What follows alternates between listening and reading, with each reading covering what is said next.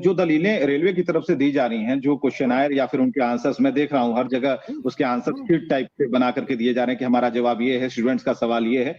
तो आप कहाँ मानते हैं कि किस तरीके से, क्या उन्हें बरगलाया जा रहा है या फिर लिपापोती की जा रही है, क्या हो रहा है जो जवाब रेलवे की तरफ से आ रहा है?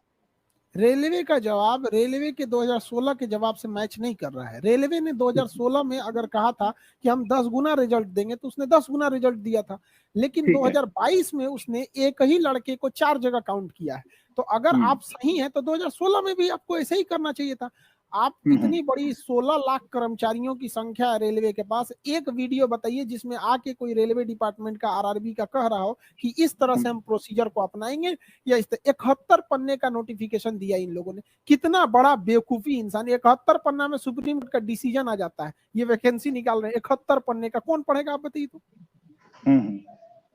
आप, तो आप सिंपल सा बताइए, किसी 71 पन्ने का तो ज्वाइनिंग लेटर नहीं होता है जिसमें पूरी जिंदगी आपको ज्वाइनिंग बताना पड़ता है, टर्म्स एंड कंडीशन, वो 71 पन्ने का नोटिफिकेशन दे रहा है। इस नोटिफिकेशन के बाद या फिर जो दलीलें उनकी तरफ से दी जा रही हैं उस पर छात्रों की तरफ से क्या जवाब है, या फिर आप जैसे जो शिक्षक हैं, बढ़िया शिक्षक हैं, उनकी तरफ से क्या जवाब तैयार हो रहा है? क्योंकि ये तो करना ही होगा, ये तो पूछना ही होगा, क्योंकि बच्चों के भविष्य का सवाल है। देखिए, हम लोग लड़का आरआरबी का कहना है कि हमको तो मेरी सीटें भर ही जाएंगी, तो भैया आप तो बेच के भी भर दीजिएगा सीटों का। तो बिहार में तो 10% सीट तो बेचा के भर जाता है, तो सीट भरने की हम बात थोड़ी कर रहे हैं। पहले लड़का एग्जाम दिया था फर्स्ट फेज का CBT 1, इस CBT 1 में 7.5 लाख लड़कों का रिजल्ट आना चाहिए था, इन्होंने दिया है 3.5 लाख लड़कों का, लगभग 3,80,000 का ये रिजल्ट गड़बड़ कर दिए हैं।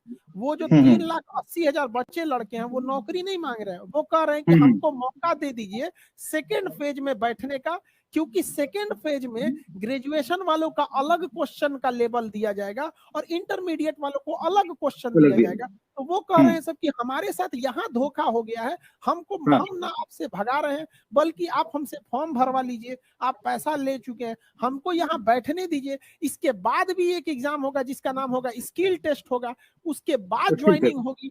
वो नौकरी थोड़ी मांग रहा है, वो कह रहा है कि हमको यहाँ ग्रेजुएशन वालों के साथ बैठा के अन्याय किए हैं, हमको यहाँ देखने का मौका दीजिए, क्योंकि वहां ग्रेजुएशन वालों का अलग क्वेश्चन होगा, यहाँ अलग होगा।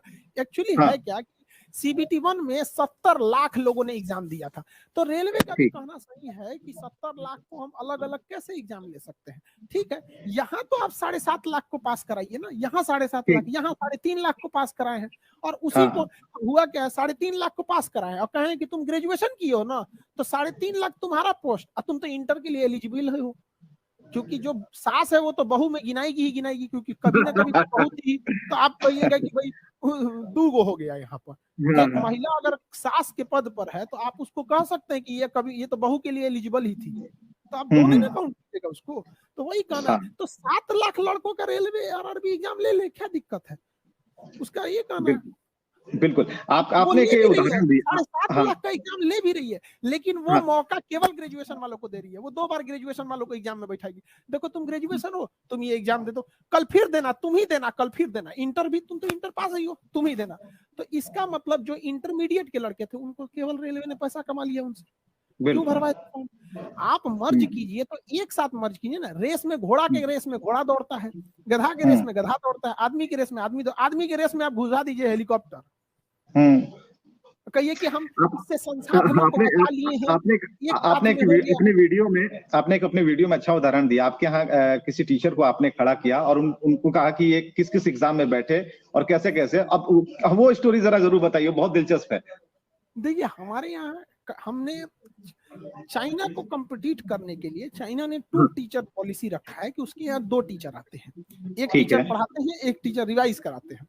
हमने 4 टीचर पॉलिसी को इंट्रोड्यूस करना चाह रहे हैं कि एक पढ़ाएंगे, एक टीचर उसका रिवीजन करा के याद कराएंगे, एक टीचर आके क्वेश्चन पूछेंगे और एक टीचर बांस ले आके पीटना चालू करेंगे बढ़िया से उसको। तो हमने कहा कि भाई टीचर लोग को भी हमने कहा कि देखिए एग्जाम में क्या पूछ रहा है आप भी ट्राई करते रहिए, ताकि लेवल ऑफ स्टैंडर्ड हमेशा इंक्रीज होते रहे। उन्होंने एग्जाम में बैठे, वो ऑलरेडी हमारे सर वो मैथ पढ़ाते हैं,